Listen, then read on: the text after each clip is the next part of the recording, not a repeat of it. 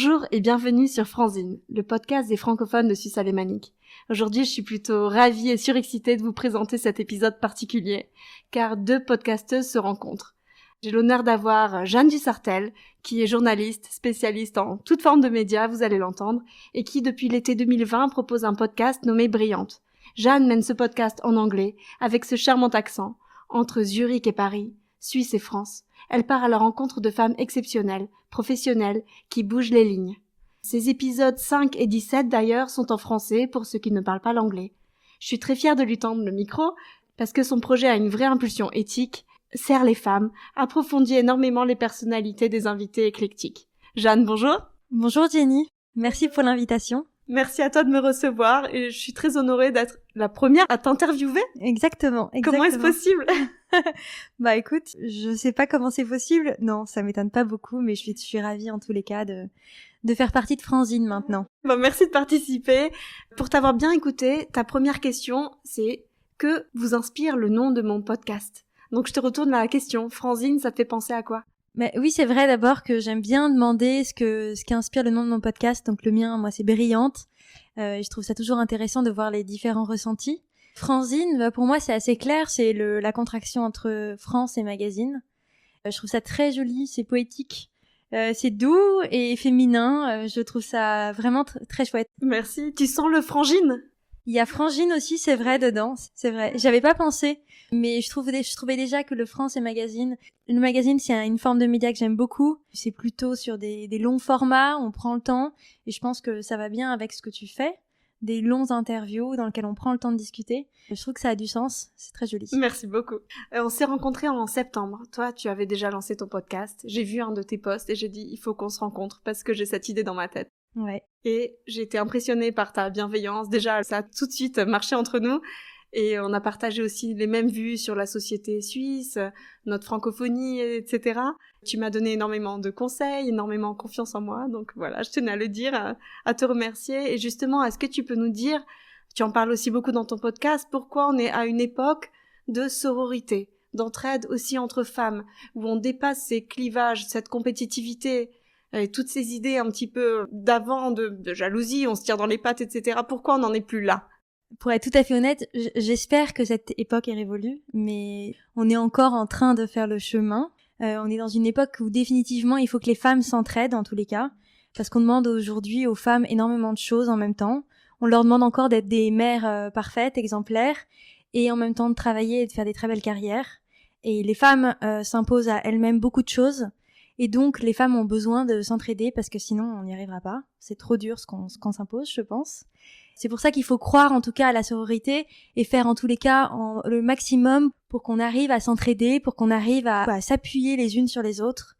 Et pour moi, c'était très important de créer un projet qui allait dans ce sens-là, parce que je voulais montrer que les femmes n'étaient pas ces espèces de lionnes qu'on a décrites souvent, qui se tirent dans les pattes, qui se tirent les cheveux, etc. Que non, en fait, les femmes étaient très souvent là pour se soutenir, pour s'entraider. Et je pense que ce qu'on fait là en échangeant sur nos podcasts respectifs, mais comme en fait ce que j'ai ressenti avec toutes les invitées que j'ai déjà eues, les 18 personnes que j'ai interviewées, j'ai vraiment ce ressenti.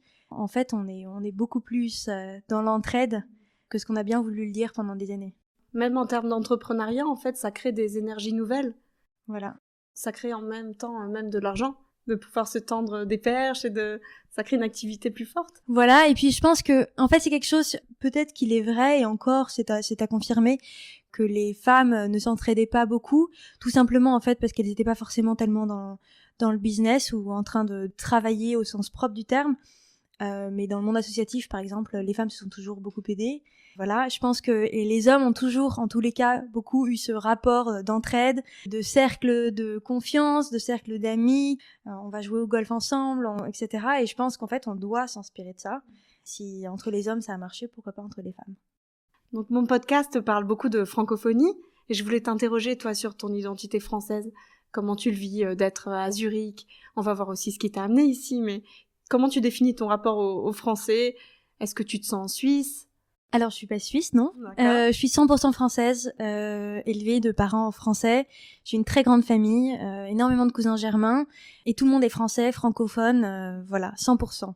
Je fais définitivement partie de l'exception en m'étant mariée avec un Suisse-allemand qui plus est, et à moitié népalais, donc vraiment là D'accord. je suis dans dans l'exotisme.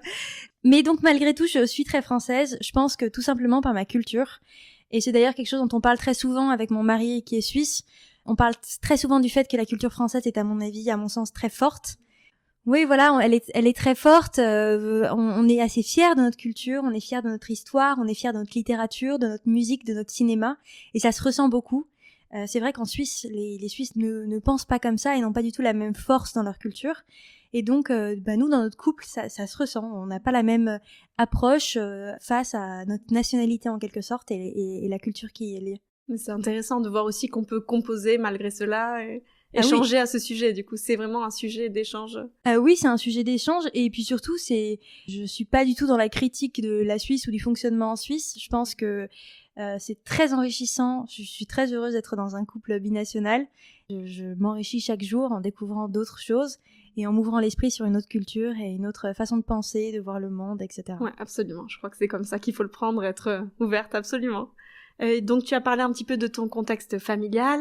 Je voudrais bien avoir ton parcours, ta formation. Donc, tu as étudié le journalisme. Tu peux nous raconter un petit peu ? Depuis toujours, je voulais être journaliste. C'était un souhait que j'avais depuis très longtemps. J'étais très bonne élève quand j'étais à l'école et au lycée.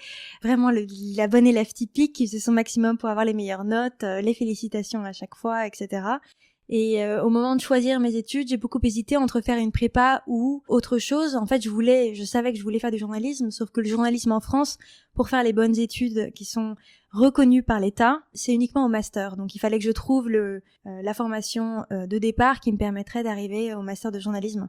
Bref, après réflexion, j'ai été prise à Dauphine et j'adorais à l'époque l'économie, je trouvais ça passionnant. En général, les questions économiques et politiques m'ont toujours passionnée. Et j'ai choisi de faire Dauphine qui me permettait de faire une licence et ensuite de rentrer après un concours en école de journalisme. Comme j'étais assez intéressée par mes études, j'ai quand même continué jusqu'à un master 1 où j'ai fait de la sociologie et de l'économie à Dauphine. Et puis en parallèle, j'ai préparé mon concours de journalisme et je suis rentrée en école de journalisme, à Paris aussi. Voilà, donc j'avais une formation assez économique. Et puis j'ai commencé à travailler puisque je faisais pas mal de stages en parallèle dans différentes rédactions, que ça soit en presse écrite, en télévision, en radio. On peut citer quand même, t'étais à LCI. Alors, LCI, c'était à la fin de mes études, tout à fait. Pardon, d'accord.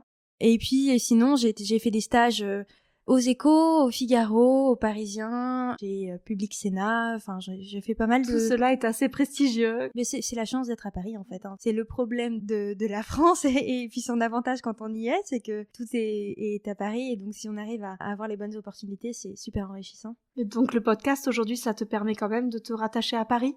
Le podcast aujourd'hui, alors moi d'abord, en fait, juste avant de partir en Suisse, j'ai fait un autre master parce que j'aime bien les études quand même, en management des médias, à l'ESCP cette fois. Et là, mon but, c'était de me former avec un œil un peu plus ouvert sur l'industrie des médias, parce que je me disais, j'arrive en Suisse alémanique, je ne parle pas l'allemand, je vais pas pouvoir faire le travail de journaliste.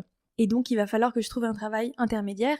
Et puis, tout en me disant, le travail de journaliste, c'est un travail qui est très compliqué parce que même s'il y a des côtés passionnants, c'est un travail très précaire. C'est très compliqué de trouver un poste en CDI avec une stabilité. En fait, on a très souvent ces paillettes dans les yeux quand on pense en journalisme, mais dans les faits, ça peut être beaucoup plus compliqué et puis surtout, ça peut être moins passionnant que ce que ça en a l'air parce que quand on est un petit journaliste qui débarque dans une rédaction, on doit écrire le maximum de papiers ou faire le maximum de reportages et on n'a pas forcément le temps de faire les enquêtes qui sont passionnantes, de faire la recherche qui est absolument nécessaire, etc. Bref, donc en arrivant en Suisse, je m'étais formée pour travailler plus en tant que dans le management d'un média et c'est comme ça que j'ai commencé à travailler chez CNN, qui s'appelait CNN Money Switzerland, qui avait ouvert en fait une antenne pour la Suisse. Qui n'est plus. Qui a fait faillite 2 ans et demi après son ouverture. Voilà. Une chose en amène une autre, ça commence à être la mode des podcasts, ou peut-être pas beaucoup en Suisse, mais... Pendant que j'étais chez CNN, je sentais bien qu'il y avait un problème dans le management et dans la manière dont c'était fait. Moi, je sentais que j'avais besoin de revenir aux origines de ma passion, donc c'est-à-dire la création de contenu, le vrai journalisme. Et c'est vrai que j'ai toujours adoré la radio. Je suis une fan absolue de radio. Je suis branchée à France Inter toute la journée. Et depuis que les podcasts se développent, eh bien, je me suis vraiment mise au podcast également. Ma maman se moque toujours de moi parce que j'ai toujours des écouteurs dans les oreilles, c'est vrai. Dès que j'ai l'occasion, je pars me promener en écoutant un nouveau podcast et j'adore ça. Et donc, c'était bien sûr une idée qui me trottait dans la tête. Et puis surtout, je me disais que quand j'étais chez CNN, je me rendais bien compte que j'avais selon moi un problème qui était assez important, c'était qu'il y avait que des hommes qui étaient invités tout le temps, interviewés. J'avais l'impression qu'on donnait la parole qu'aux hommes. Et j'ai l'impression que la place des femmes dans les médias était encore très faible.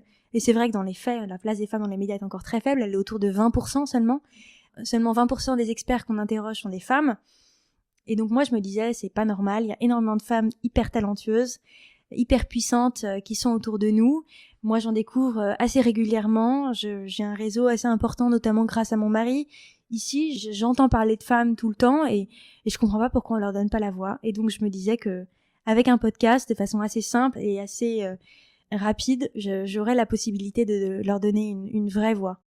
Et puis, tu as choisi une belle ligne directionnelle, rédactionnelle, je crois qu'on dit. T'es quand même indépendante, freelance, mais j'imagine aussi que ça amène des difficultés. D'être indépendante ? De se lancer toute seule, faire la technique, pour ceux qui savent pas, c'est quand même beaucoup de travail derrière. Alors j'avais la chance d'être journaliste et donc tout ce qui est montage, etc. je savais. T'as appris toi. Oui, alors après quand j'avais appris toute seule aussi, mais voilà, je savais, c'est pas quelque chose qui me faisait peur, la technique.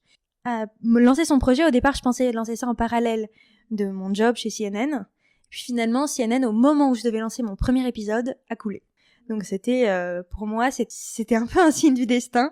En fait, non, ton projet ne sera pas quelque chose que tu feras en parallèle, ça sera un projet à plein temps. Et voilà, donc c'est comme ça que je me suis lancée pour de vrai. Au départ, je pensais faire un épisode toutes les 2 semaines, par exemple. Et à ce moment-là, je me suis dit, en fait, non, si j'ai plus mon job, autant faire ça toutes les semaines. Et voilà, je suis hyper contente de mon choix. Et du coup, tu penses que le podcast, c'est une forme de journalisme à part entière, quelque chose de plus intimiste, peut-être quelque chose de plus de qualité aussi, parce que c'est des vraies personnes du quotidien qu'on peut interviewer. Alors, je sais pas si c'est quelque chose de plus de qualité. En fait, je pense qu'il y a énormément de formes de podcasts. Beaucoup de podcasteurs qui sont journalistes, et il y en a beaucoup qui ne sont pas du tout journalistes. Et je pense que les deux sont très très bien.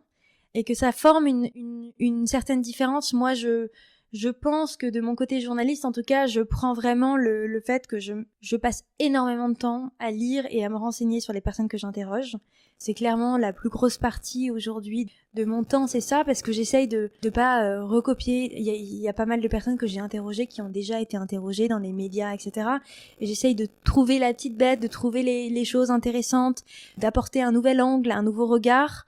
J'essaye de toujours suivre ma ligne directrice, qui est aussi en quelque sorte ce qu'on appelle un angle journalistique. Moi, je suis formée comme journaliste. Ça veut pas dire que quand on n'est pas journaliste, on ne peut pas faire de podcast. Loin de là. La preuve. La preuve. Moi, ce que j'aime dans le podcast, je pense pas qu'il y ait forcément plus de qualité ou moins de qualité, mais moi, ce que j'aime dans le podcast, c'est comme je le disais au début, c'est le côté magazine.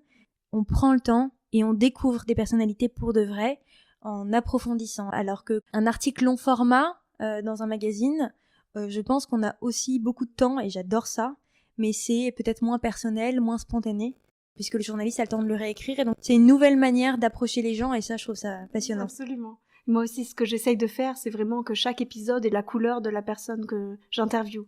Que vraiment on se laisse envahir par sa voix, sa manière de présenter les choses, sa mentalité. C'est pour ça que j'essaye aussi de pousser, donc je te rejoins. Donc moi, je suis toujours friande de prendre tes conseils, justement, parce que t'es journaliste, parce que tu partages bien volontiers. Donc hormis ta voix, ta dynamique, le fait que tu sois clair et posé, quelle autre qualité font un bon journaliste ? Et j'ai une autre question aussi, c'est comment on reste investi après plusieurs rencontres et plusieurs interviews ? Comment on garde le même cap ? Alors, qu'est-ce qui fait un bon journaliste ? Pour moi, c'est très simple, c'est le travail.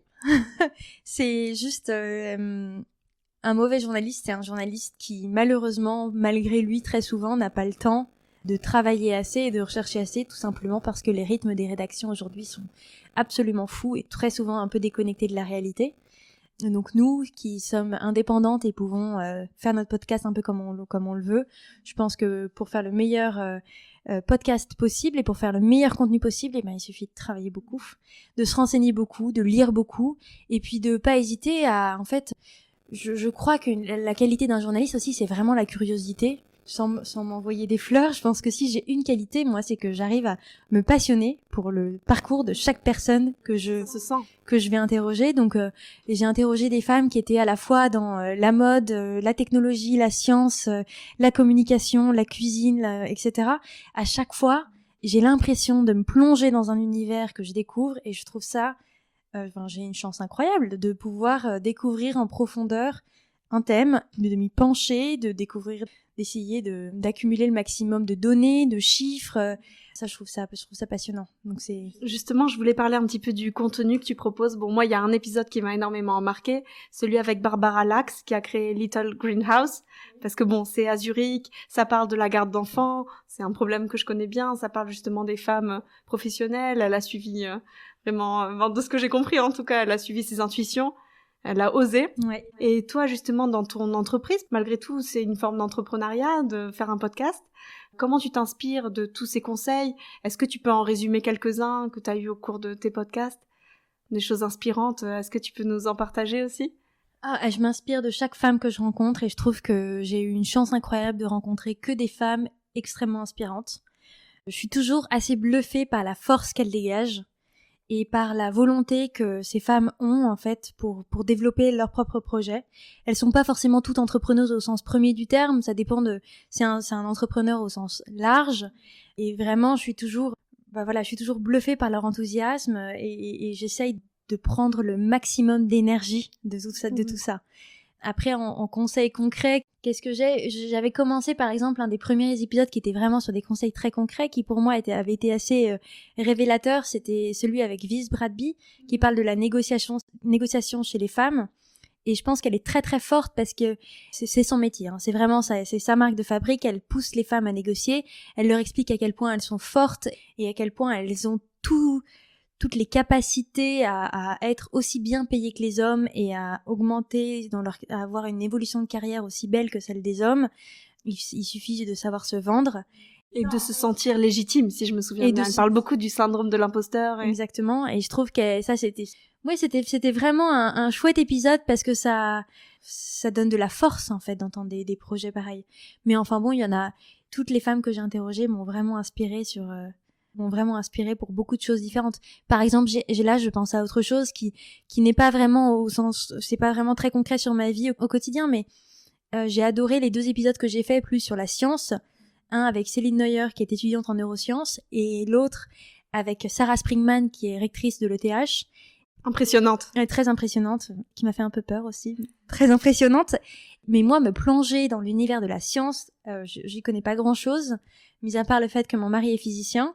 Mais j'ai trouvé ça dingue et j'ai trouvé que ces femmes qui étaient allées dans des univers si masculins, si fermés encore, dans lesquels elles sont des vraies minorités. Il y a 10% de femmes qui font ce genre de recherche, de métiers, etc., qui sont spécialisées dans le code ou les neurosciences. Ça, c'est extrêmement inspirant pour moi. Et c'est fou de voir qu'il y en a beaucoup pour qui ça vient de l'éducation finalement. Ouais.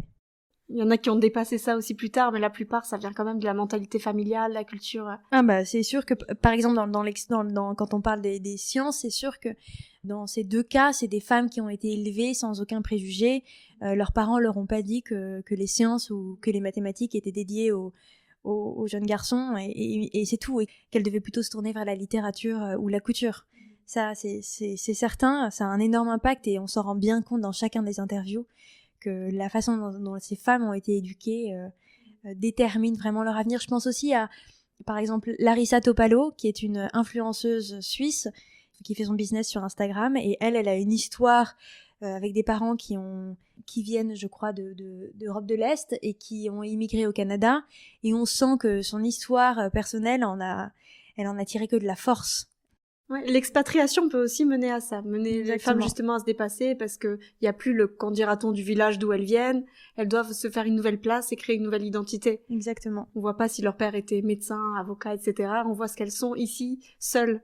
Et puis au-delà du qu'en dira-t-on, en fait, une femme qui arrive dans un nouveau pays, si elle veut, enfin comme chaque personne qui arrive dans un nouveau pays, sans job à l'origine, si on veut se créer une place, se créer une identité, se créer un cercle, c'est important de savoir lancer ses projets et il faut trouver la force pour ça quand même. Ah bah c'est des super conseils, merci beaucoup. Je veux revenir à ton processus de création Donc tu as dit que tu prépares beaucoup tes interviews. Ouais. Et justement, tu peux me dire donc par quoi ça passe toute cette création, par quelles étapes tu passes jusqu'à poster un podcast. Je pense que ça peut être intéressant. Bah alors par exemple, le dernier interview que j'ai fait, que j'ai pas encore publié, c'est avec une femme que j'ai trouvée absolument passionnante, qui s'appelle Alizée de Tonac, qui est une vraie entrepreneuse, qui a seulement 32 ans, qui vient d'avoir son second enfant, et qui a créé une entreprise qui s'appelle Seedstar, qui est basée à Lausanne, si je me trompe pas, ou à Genève. C'est un espèce d'incubateur, en tout cas une entreprise qui aide les startups des pays en développement à se développer. Donc c'est une entreprise à influence mondiale qui s'est développée énormément ces dernières années. Et cette femme m'impressionnait pas mal parce qu'elle avait réussi à créer en si peu d'années et aussi jeune. Et donc j'ai écouté tout ce que j'ai pu sur elle, lu tout ce que j'ai pu sur elle, et j'ai essayé de construire un interview avant d'aller la voir pour qu'il soit le plus complet possible. Moi, je voulais vraiment avoir son expérience non seulement d'entrepreneuse, parce qu'elle a reçu beaucoup de prix comme étant la femme entrepreneuse de l'année, etc., la femme suisse entrepreneuse. Voilà, mais je voulais aussi avoir son point de vue justement de femme, de mère, comment est-ce qu'on est arrivé à gérer sa carrière et puis avoir ses conseils. Surtout que j'attends mon premier enfant pour dans moins de 2 mois et donc j'aime bien avoir des conseils et essayer d'avoir le maximum d'informations sur comment est-ce que je dois faire, comment est-ce que je peux faire au mieux, etc. Félicitations déjà, et je peux te dire que prendre des informations, c'est vraiment le plus important. Ne te laisse pas forcément guider par d'autres, essaie de le prendre en main justement. Est-ce que tu peux me parler des retours que tu reçois? Parce que moi-même, parfois, je t'ai écouté, j'ai apprécié, comme aussi d'autres podcasts, et j'ai pas forcément pensé à liker ou laisser un commentaire, ou bien écrire « Ah, c'était un super épisode ». Bon, les derniers temps, je le fais plus.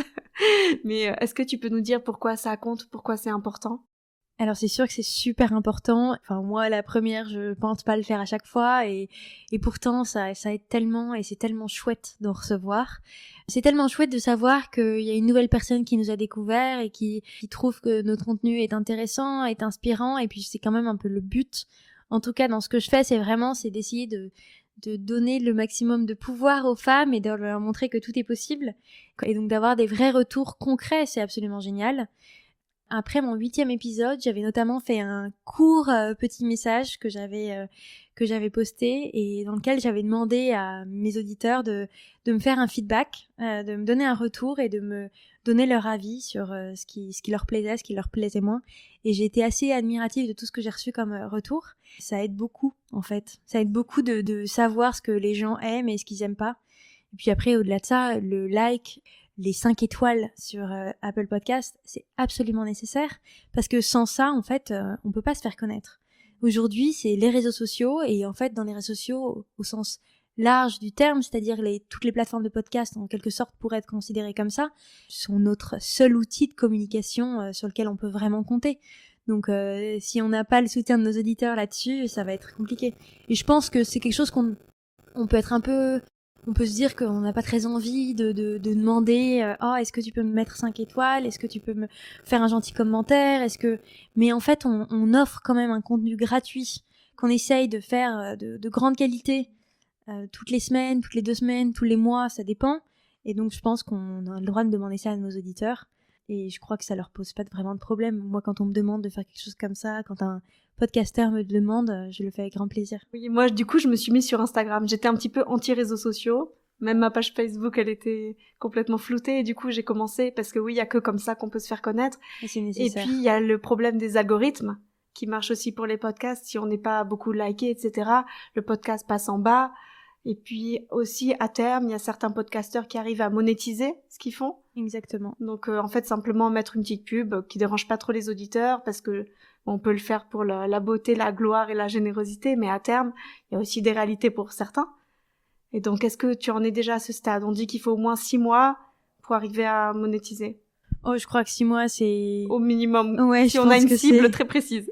Ouais, je pense que 6 mois, c'est déjà assez... Faut être fort. En fait, le problème, c'est d'arriver à tout faire. Et en fait, ça prend énormément de temps de créer un podcast, surtout au début. Il faut être réaliste, il faut comprendre comment ça marche, il faut comprendre comment nous on fonctionne, qu'est-ce qui est finalement la technique qui marche le mieux. Très souvent, on prend plus de temps que ce qu'on pensait. En tout cas, pour moi, au début, mes premiers épisodes m'ont pris énormément de temps. Maintenant, ça va mieux et maintenant, je commence à me pencher un peu plus sur la question du financement parce que c'est quelque chose qu'il faut que j'arrive à développer. Ouais. C'est pas facile et en fait, surtout dans un pays comme la Suisse. Alors, par exemple, en France, le podcast est beaucoup plus développé. Il y a énormément de podcasteurs qui vivent de leur métier. Alors ça, c'est une question que je vais te poser vraiment clairement. Quel est le statut du podcast en Suisse ? C'est vraiment encore naissant, balbutiant. Ah mais oui, c'est balbutiant, mais complètement. Il y a peu de podcasts suisses. Moi, j'ai l'impression qu'on fait partie des précurseurs, alors que pourtant, ça fait 10 ans que ça existe et 5 ans que ça existe et que c'est en plein boom. En 10 ans aux États-Unis et 5 ans en France. Voilà, la Suisse, mais comme très souvent en tout cas sur le côté médiatique, c'est ce que je connais le mieux, arrive après et prend son temps. Et donc, par exemple, aujourd'hui, je sais que dans les agences de publicité, etc., en fait, le budget podcast n'existe pas vraiment. Il faut encore tout définir. Mais là, justement, avec le confinement, etc., les gens, quand même, se sont entourés d'audio, en fait, parce qu'on veut faire des choses, on veut cuisiner, passer du temps avec la famille. Mais avoir du contenu de qualité, ça permet aussi de garder son cerveau en éveil, et puis de rencontrer des gens, de se sentir plus entouré. Mais tu prêches une convertie. Ouais. Non, je suis certaine. Je suis absolument convaincue que le podcast, c'est le média de l'avenir. Je trouve ça absolument génial d'avoir accès à des contenus aussi inspirants, d'apprendre autant de choses sans être devant mon ordinateur. À la fin d'une journée où j'ai travaillé toute la journée devant mon ordinateur, devant mon écran, je suis tellement heureuse d'avoir accès à de l'information, voilà, qui soit pas sur mon ordinateur. J'adore aller marcher pour faire du sport et je trouve ça tellement génial de pouvoir cumuler de la culture, de l'enrichissement personnel et du bien-être physique. Oui, on est d'accord. Ouais. Donc merci pour vos likes et vos étoiles. Vous avez compris que ça compte beaucoup pour nous et qu'on a vraiment envie de donner le meilleur. Et que ça sera nécessaire aussi pour notre financement du coup. Voilà, c'est ça à terme. Par rapport à Brillante, donc ton podcast, quel qualificatif tu lui donnerais ? En fait, c'est un adjectif à lui tout seul, Brillante. Mais donc moi, je commence la liste si tu veux continuer. Je commencerai par dire que c'est un podcast empli de sobriété, d'élégance. Ça ressemble à son logo d'ailleurs, tu as très bien choisi. Tu continues ? C'est gentil, merci. Sobriété, élégance, déjà ça me plaît. J'aime bien. Je pense que un peu encore sur ce qu'on disait avant, je dirais vrai et honnête, parce que j'essaie d'avoir des discussions qui sont vraiment honnêtes, de pousser les femmes que j'interroge pour qu'elles se livrent en quelque sorte, qu'elles donnent des vrais ressentis, des vraies astuces, qui nous permettent à toutes de vraiment s'inspirer et que ça soit pas uniquement l'image qu'on a envie de donner. C'est pour ça que j'aime bien avoir quelque chose de très spontané, de très libre, de très fluide. J'aime bien que l'interview aille un peu dans une autre direction que celle qui était prévue, etc. Ouais, on sent en fait qu'elles font un travail d'introspection en même temps qu'elles te parlent. Exactement. Elles analysent toute leur vie, c'est vraiment génial. Puis je dirais aussi que c'est un podcast définitivement féminin et féministe. Féminin parce que j'interroge les femmes et ça je pense ça n'est pas que pour les femmes, loin de là. Alors amis auditeurs, si vous êtes un homme, sachez que vraiment je vois pas pourquoi ça ne vous intéresserait pas, c'est que des femmes au parcours incroyable qui sont extrêmement inspirantes, sachant que nous les femmes, quand on consomme des médias, on consomme à 80% des médias dans lesquels on ne voit que des hommes.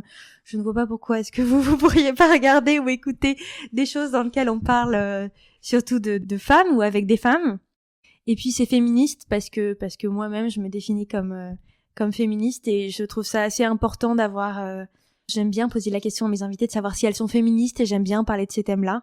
Je suis toujours très curieuse d'avoir leurs réponses, très curieuse d'avoir leur retour sur ce point et ce qualificatif qui peut en déranger certaines encore. Bah justement, moi, Franzine, c'est vrai que j'ai choisi un nom qui sonne féminin, mais je voulais faire la rencontre entre Franz et Francine. Et donc, c'était pour montrer ces parcours d'expatriation où souvent la française ou la belge, la francophone suisse sont conjoints ici, en tout cas. Ouais. Donc, c'est pas exclusivement féminin, ça a cette portée un peu sociale, associative même. Je voudrais vraiment tendre le micro à tous les gens qui font bouger cette communauté francophone, à tous les gens qui y arrivent, qui peuvent partager des conseils. Et donc, toi, justement, quels seraient tes conseils pour une meilleure adaptation à Zurich, si on vient de France? Quels seraient tes conseils pour que ça se passe plus rapidement? J'avoue que moi, j'ai pris des années à vraiment tout bien analyser, tout comprendre. Et j'ai cherché vraiment à m'inclure dans la société d'abord. Et ce qui fonctionne aussi très bien. Mais après coup, voilà, j'ai ce retour de de France. Et en fait, j'aurais bien aimé avoir des conseils. Ça m'aurait fait vraiment gagner du temps. D'abord, merci pour ce que tu fais, parce que c'est vrai que je pense qu'il y a quelque chose à faire là-dedans. Moi, je connais peu la communauté française à Zurich, et je sais que pourtant, elle est assez importante. Et c'est vrai que créer du lien entre nous tous, c'est super chouette. Merci. Je fais partie de ces groupes Facebook français à Zurich, les copines de Zurich, les mamans de Zurich, mais... Alors, Facebook marche du tonnerre pour ça, et on est très très nombreux, les francophones. Voilà. Mais à part ça, c'est vrai que je connais très peu d'expats, bref, français, etc.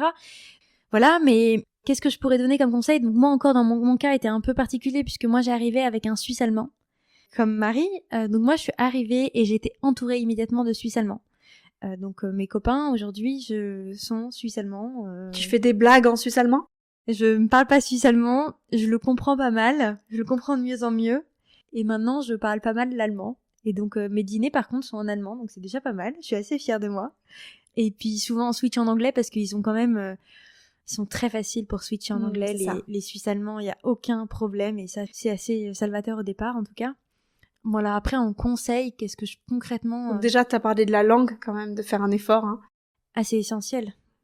Moi je considérais ça absolument essentiel, en tout cas en arrivant dans notre pays. Pour m'intégrer, je pense qu'il est absolument nécessaire de faire un petit effort. T'as pris des cours? J'ai pris des cours avant d'arriver à l'Institut Goethe. Alors moi j'avais vraiment... je savais pas dire bonjour en allemand. Enfin vraiment, j'étais niveau 0. J'ai pris des cours à l'Institut Goethe pour avoir la base de la base. Ensuite, quand je suis arrivée ici, j'ai pris quelques cours chez Bellingua.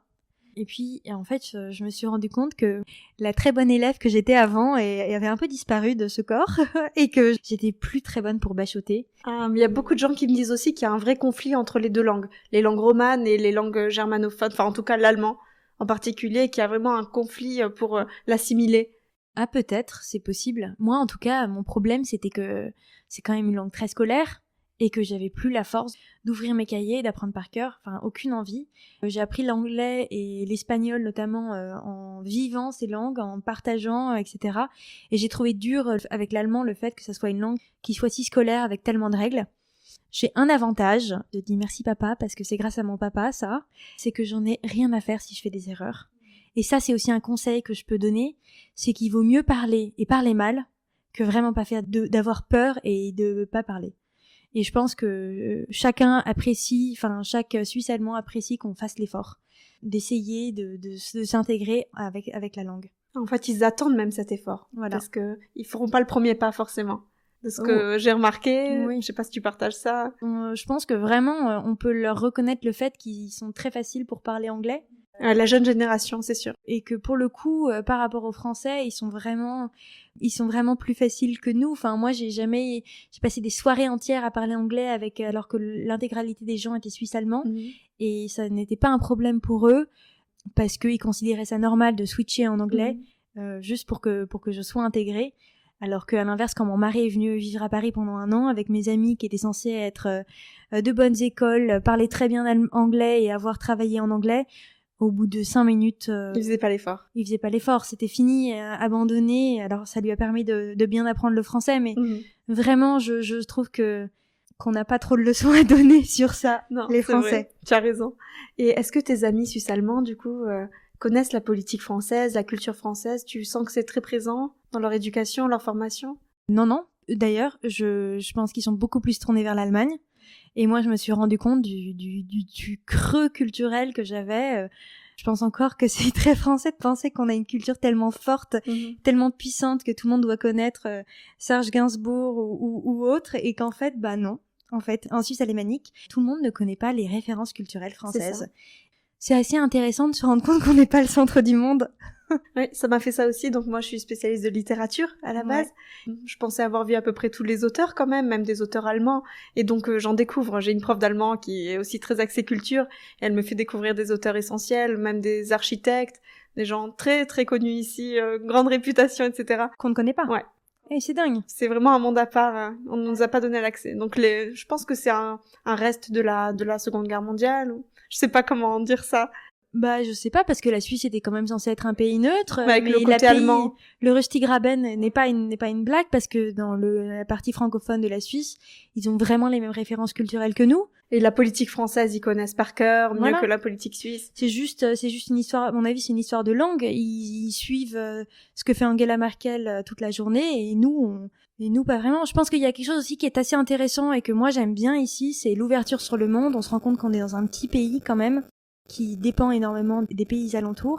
Alors même si les Suisses ont souvent l'impression qu'ils ont un pays où tout fonctionne extrêmement bien et qu'ils font mieux les choses que les autres, ils portent en tout cas un intérêt très fort aux autres pays. Et ça, je trouve ça super intéressant. Il suffit d'écouter les news locales pour se rendre compte que un journal de 19h30 ici, il est un peu sur la Suisse, mais aussi sur tous les pays aux alentours et sur l'international, alors que le 20h en France, il est francophone, franco-français, et peut-être qu'à la fin, on parle un peu de Donald Trump.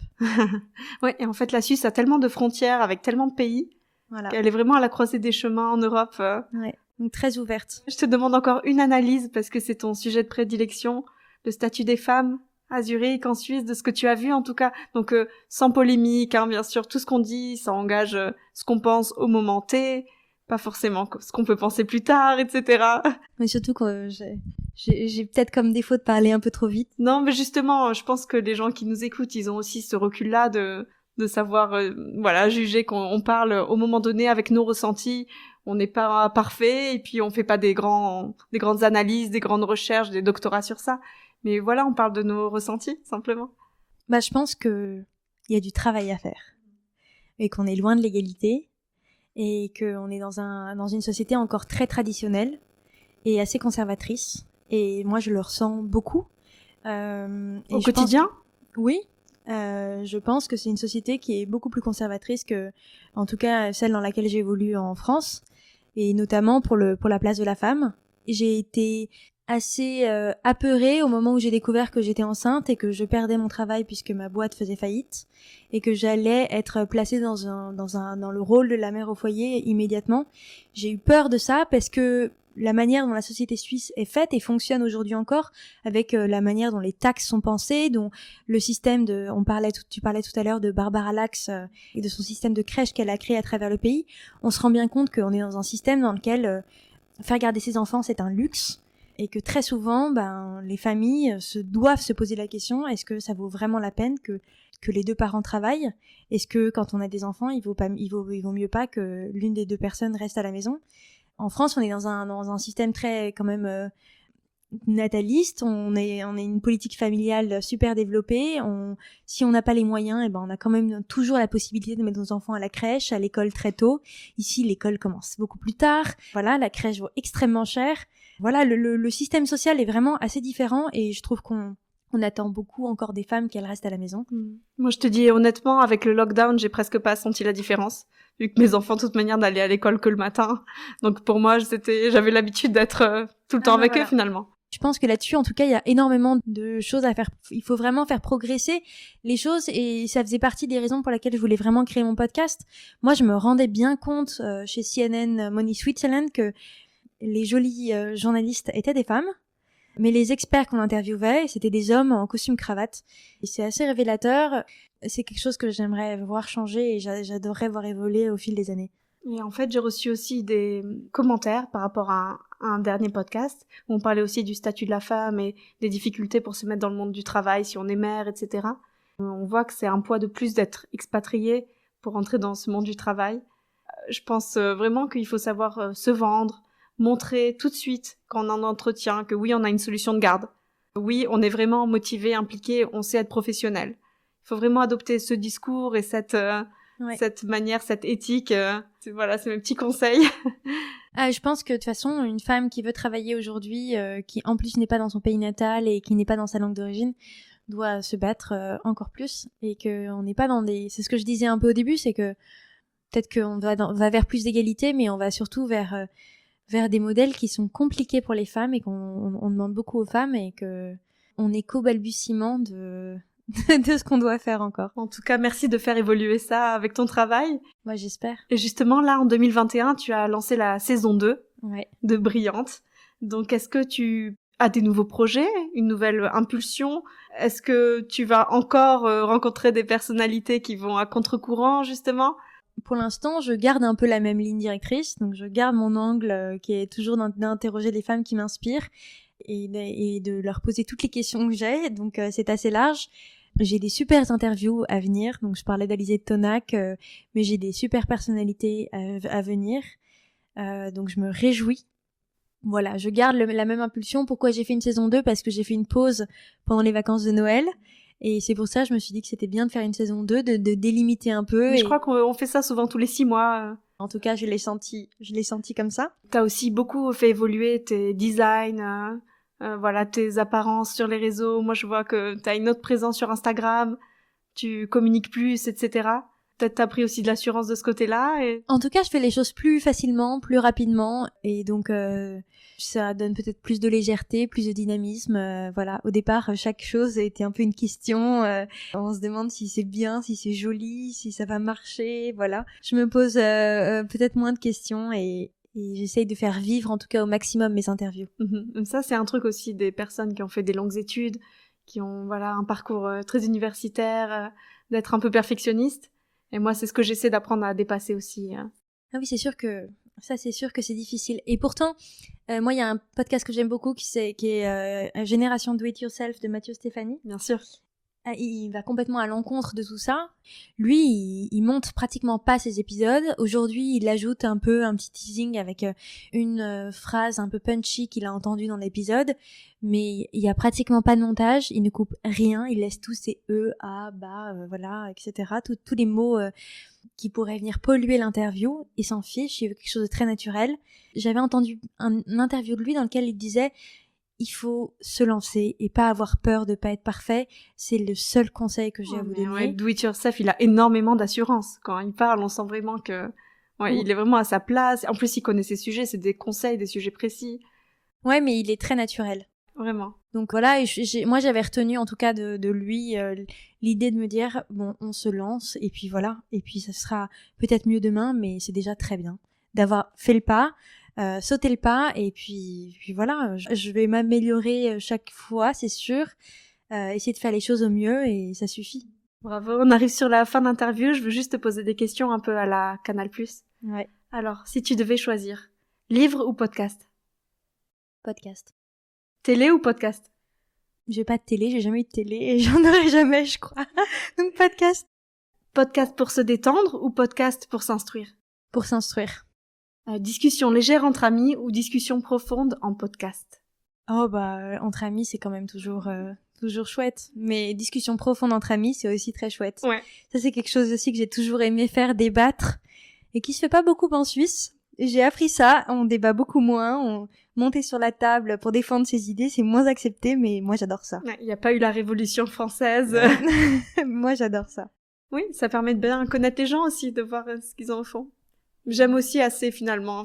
Voilà, chacun puisse avoir ses opinions et voilà. Je crois que je suis devenue suisse. Et tu vois, finalement, tout le monde peut coexister, mais c'est vrai que c'est dommage, on passe à côté des gens un petit peu, mais... Ouais. Enfin, tu n'échappes pas à la plus belle question, ma dernière. Quel est ton proverbe, la citation qui te suit en ce moment, qui te définit, qui te marque ?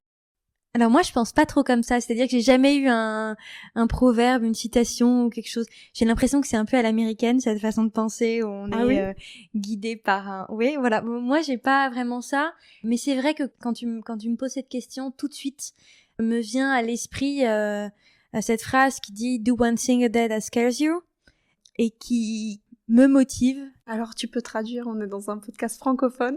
Fais quelque chose chaque jour qui te fait peur. Mm-hmm. C'est vrai que c'est quelque chose auquel je pense souvent et j'essaye de me challenger, de me dépasser chaque jour un peu. Je dis pas que je fais quelque chose chaque jour qui vraiment me fait peur, mais typiquement quand j'ai lancé mon podcast, c'est vraiment quelque chose auquel j'ai pensé en me disant ah bah oui, ça me fait peur, je sais pas ce qu'on va penser de moi, mais c'est pas grave, on y va. Et à chaque fois que j'ai un nouveau pas, je me dis bah c'est super, je l'ai réussi. Je pense que c'est assez important d'arriver à formuler ce qui nous fait peur, à formuler ce qu'on a réussi à faire. Et donc, c'est peut-être ça qui m'aide au quotidien. C'est très inspirant. Merci Jeanne de cet échange. On est heureux d'avoir entendu ton histoire, tes analyses, avec tellement de naturel. Toi qui mets toujours les autres en avant, j'espère être arrivée à te mettre aussi en valeur. Merci Jenny. Merci, tout ton professionnalisme, aussi le bon esprit dont tu fais preuve, ta vivacité, ton esprit d'entreprise. Ça présente le podcast sous un angle différent, aussi plus professionnel. On peut montrer qu'on peut créer des synergies. Donc nous sommes les francophones, voilà, les podcasteuses de Zurich. Merci à vous d'avoir suivi cet épisode spécial de Franzine, le podcast des francophones de Zurich. Merci de vos likes, de vos commentaires pour Brillante et Franzine. Et merci d'encourager ces échanges, de nous accompagner. Ce n'est pas si virtuel. À bientôt.